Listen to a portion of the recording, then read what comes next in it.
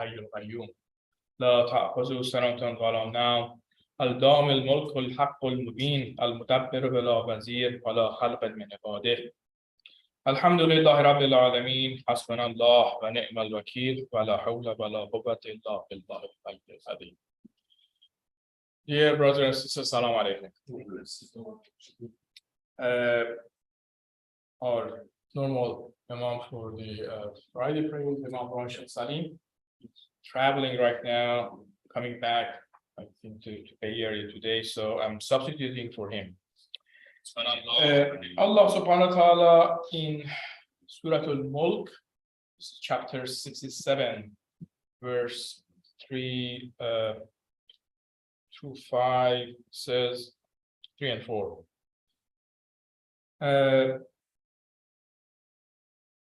ما ترى في الخلق الرحمن من تفاوت فرج البصر هل ترى من فتور ثم ارجع البصر كرتين ينقلب إليك البصر خاسئا وهو حسير, which says, have you seen not in the creation of all the merciful any imperfection?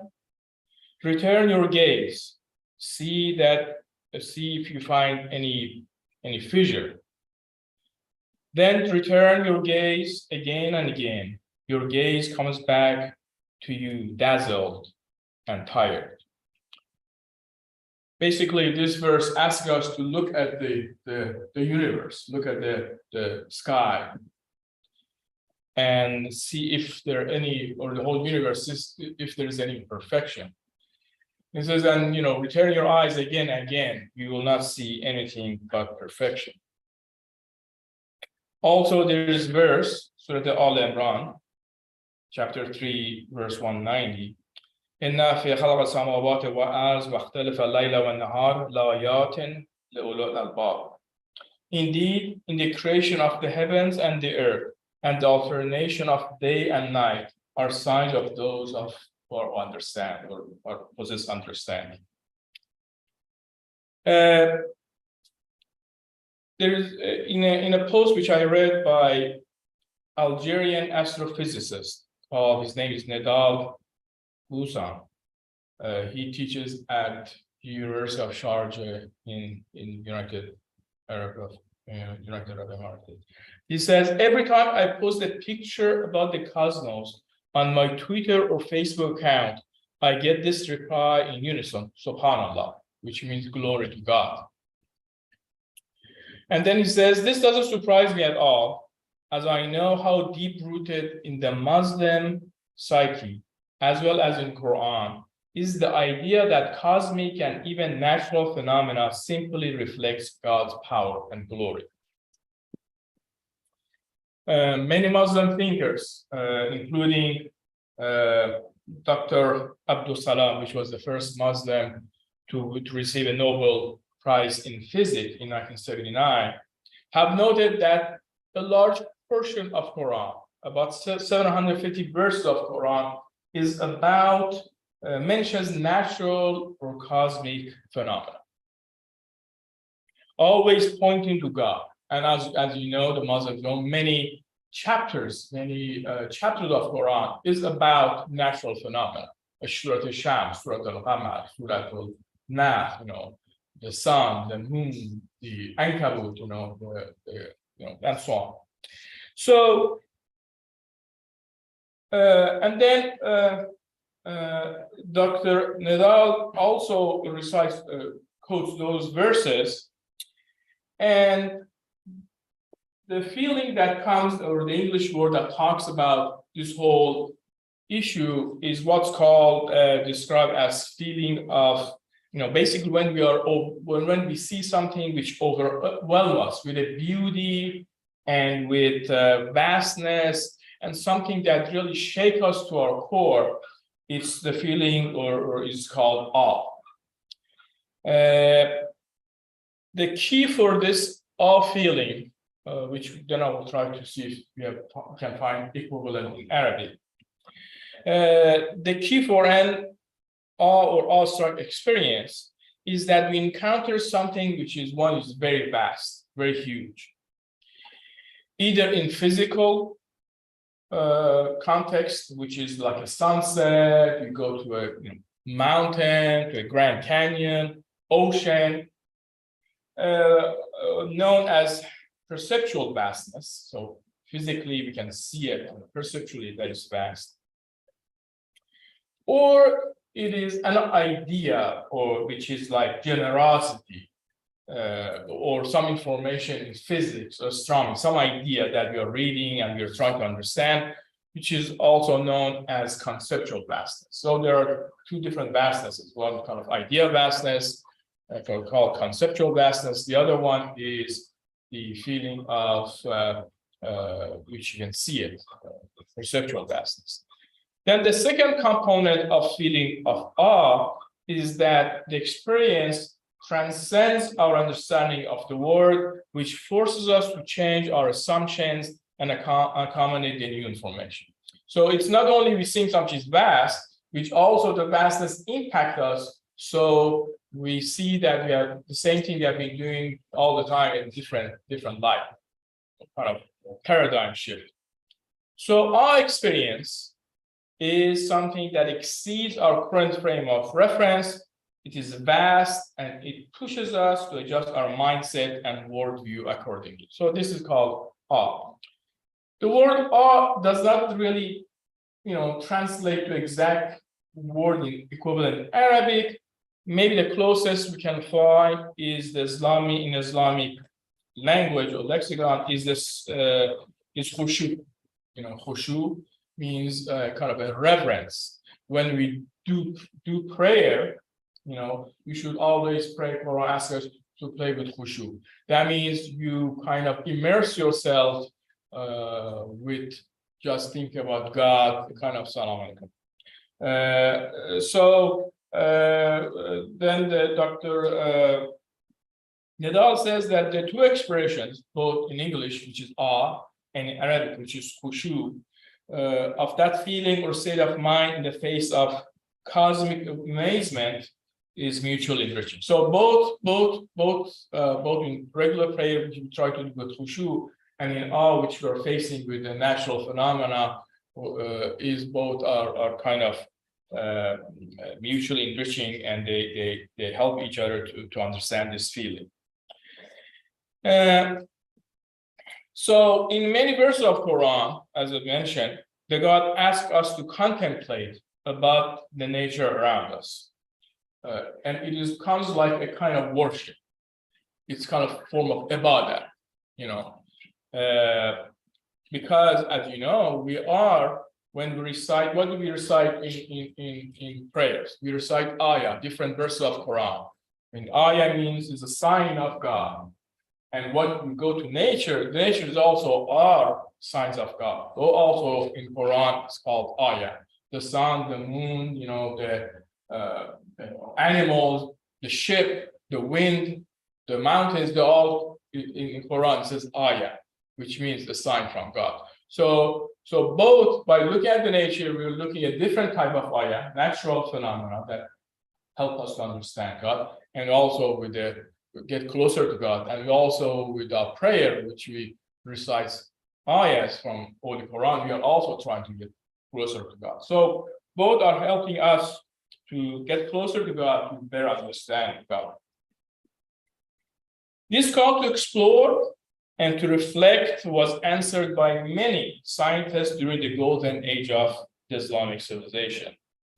The famous astronomer Al-Batani, which was from Syria in 9th century, lived in 9th century, 9th and 10th century, wrote, by focusing attention, observation, and extensive thought on astronomical phenomena, one is able to prove the unicity of God and recognize the extent of the Creator's might as well as his wide wisdom and delicate design.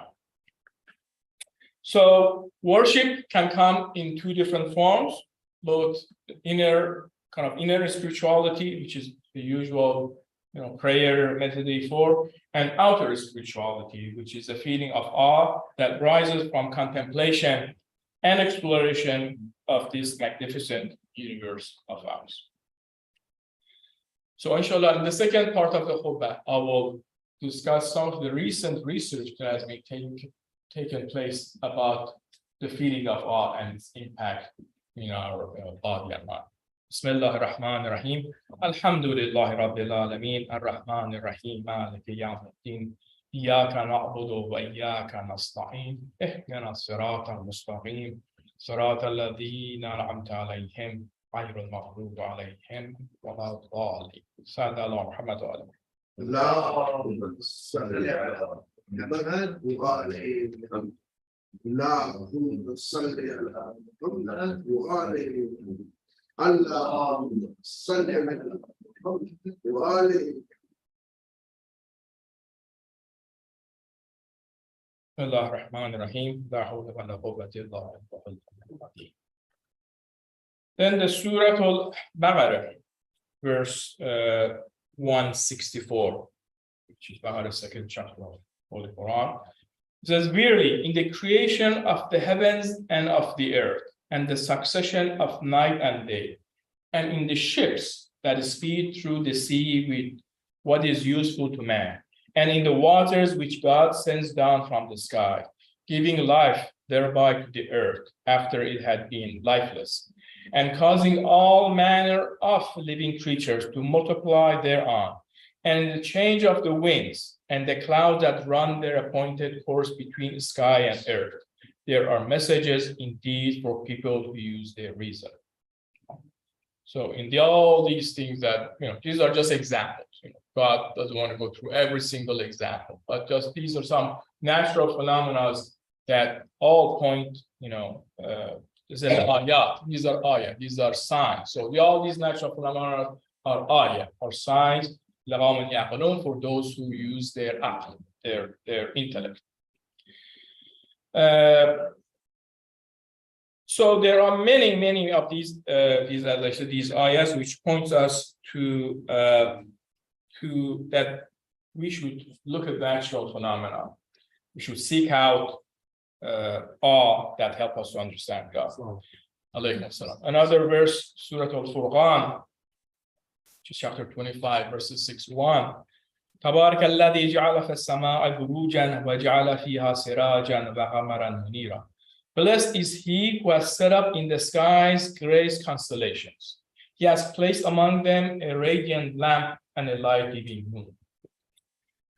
So unfortunately, in today's modern world, there are many barriers between us and the natural world that surrounds us.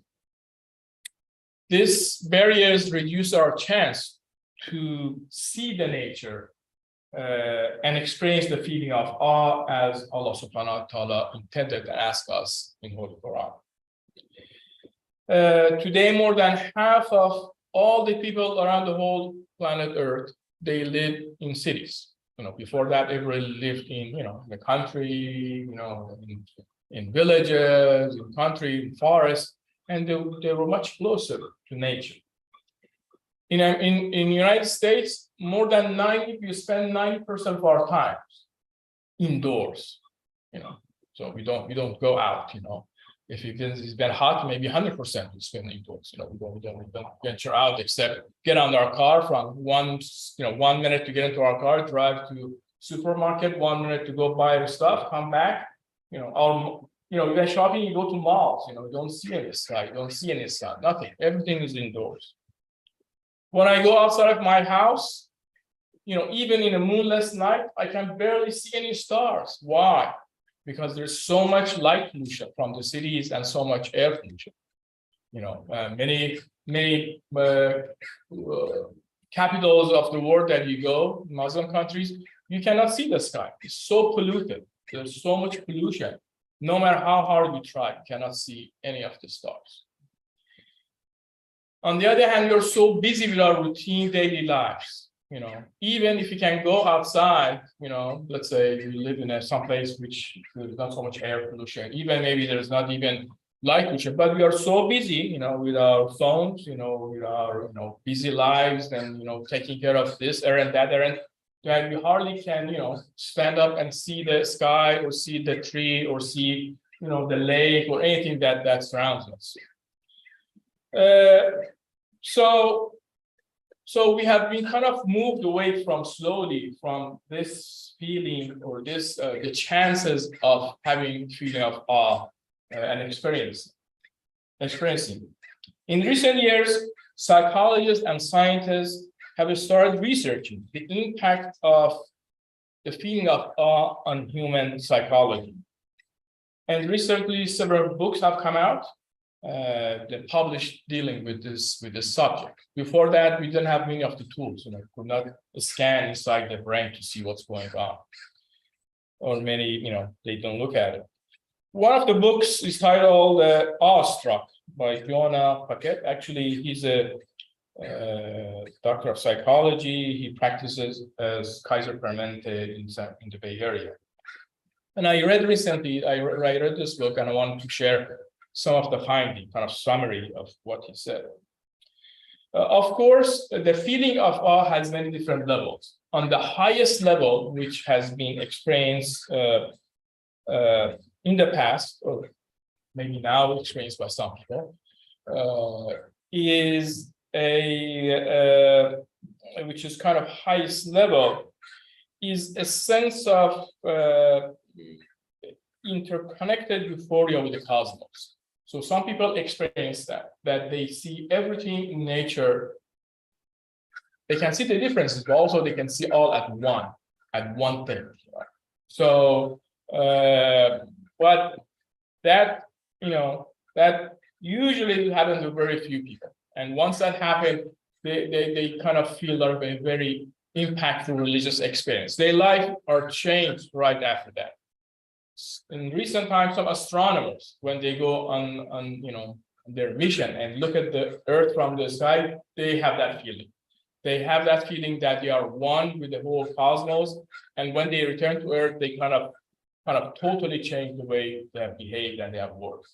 And some people, just can also feel that. And there are many instances, writers, have written, those kind of phenomena. But I don't want to go through that kind of awe, which is far between and doesn't happen to a lot of people. For us, the normal kind of a little bit lesser awe that I'm interested. And research has shown that the feeling of awe has many important benefits for us as humans, and especially, forming societies. The first, they say, awe creates social connection. The psychologist, Dr. Keltner, I'm not sure he or she, but she had done a lot of research on awe and its impact on our human's brain. And it says that awe may have helped enable people to fold cooperatively into complex social groups, to quiet the voice of self-interest, and to feel a sense of reverence for the collective. So basically, this kind of went together, used at all times, many thousands of years ago, when humans were, forming societies. Just looking at the sun, looking at the moon, look at the Milky Way, look at all the stars, look at the ocean, look at all the natural phenomena that surrounded them, the animals, the forest. They had helped them to work together cooperatively. They felt so small that they were not always looking for their own self-interest, like unfortunately we see in a lot of the societies. So you felt that you are a part of a bigger thing. So you're cooperative, you cooperate with each other. So that therefore you see a lot of collective rituals, collective music, dances, all those things help us move from selfishness. Another important thing, it says it increases generosity and kindness. Feeling of awe, people who feel awe, they're more generous, more kind. They did a study at UC Berkeley. It's a beautiful campus. There are parts of it which have, tall eucalyptus trees. So they put a bunch of students there, and they say, just experience, for 10, 15 minutes, look at the trees around you and enjoy this natural phenomena. And the other group of people, they put them, like in a classroom, just be in the class inside.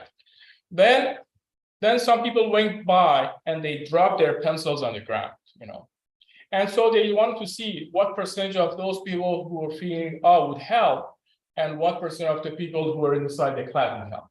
And always, people who were feeling that awe and were in the nature, they all try to help more. So they were less selfish, and they were more kind. It all breeds curiosity. So people who feel, or experience awe, they're more curious. That's why maybe, to say about, some people say, golden age of Islam. So, they kind of follow the saying of the Prophet, try to understand, or the Quran, try to understand. You're curious about all these natural phenomena that was happening around them. So it helped them with the scientific discoveries. All makes us happier and more satisfied with life. And I don't have time to go, but these are the results. You can go read it, see what kind of experiments they have done. All makes us less materialistic, and less selfish. It reduces our stress level, and all changes our relationship with time. When we are always in the city, watch always there, and we are always trying to meet some deadline or go to a place. But when you're feeling of sometimes,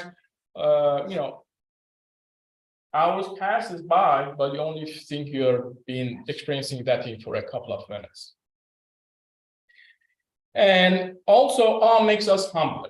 That, I think, is really important. I mean, we hear, we have, great car, great house, or people making, thousands of dollars, billionaires, millionaires, whatever. And you feel that they think they own the world. They don't feel, when they talk, you don't feel any humbleness coming from them. So, feeling of awe that shows how small you are, with a vast universe or a forest or ocean, makes you humbler, and you will feel that you are not as important as you think you are.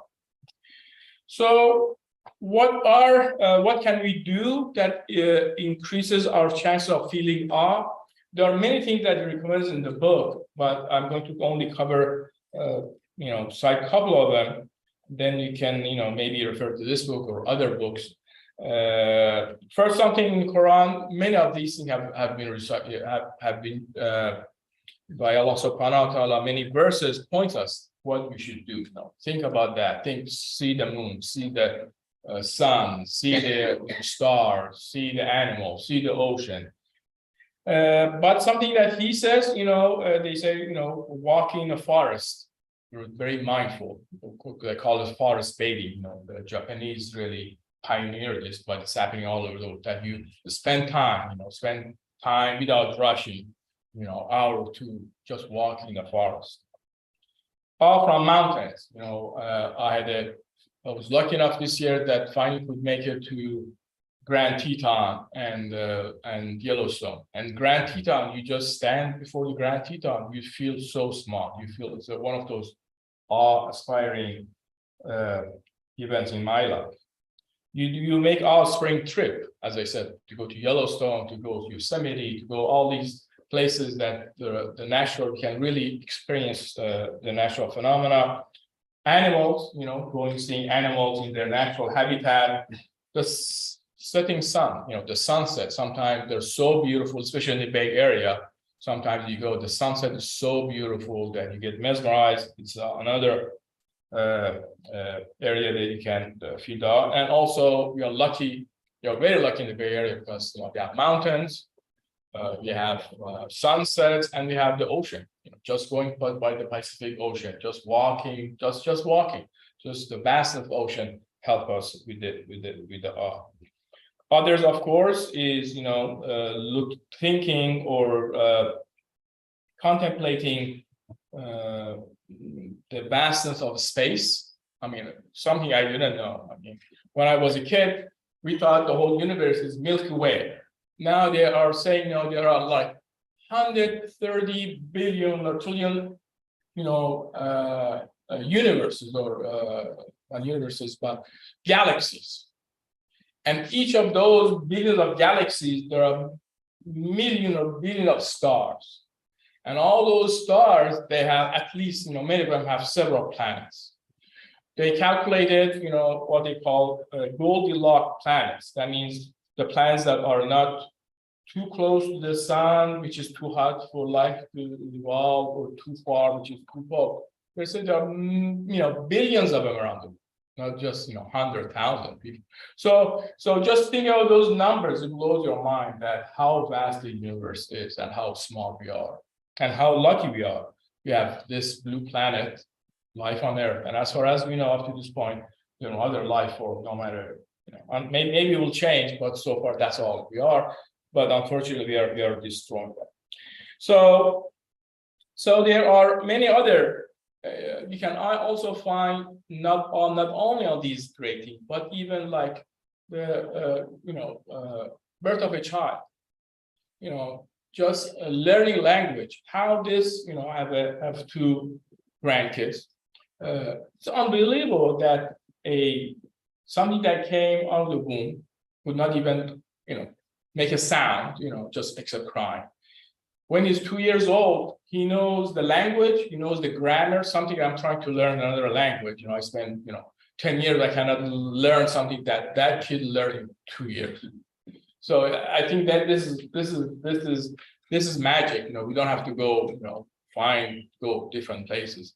I end up my talk with these two, with one verse from Quran. Also, this saying from Albert Einstein.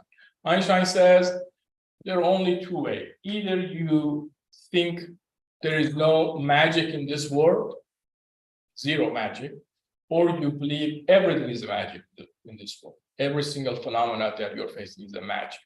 And I think this is the route that we want to take. That every single thing that we see in this world is magic. And this finish with this verse from Quran. This is Surah Al-Jasiyah, chapter 45, verses 3 to 5. إن في السماوات والأرض لآيات للمؤمنين وفي خلقهم وما يبث من دابة آيات لقوم يؤمنون واختلاف الليل والنهار وما أنزل الله من السماء من رزق فأحيا بالأرض بعد موتها رصيف الريح آيات لقوم يعقلون. Behold, in the heavens as well as on the earth, there are indeed messages for all those who believe, and your own nature, our own being, and in all the animals, which he scattered these messages for people who are endowed with inner certainty, and in the succession of night and day, and the means of subsistence which God sends down from the sky, giving life thereby to earth after it had been lifeless, the rain basically, and the change of the winds. There are messengers for people who use their reasons. Bismillah ar-Rahman ar-Rahim. Wal asr inna al-insana lafi khusr illa alladhina amanu wa 'amilus salihati wa tawasaw bil haqqi wa tawasaw bis sabr.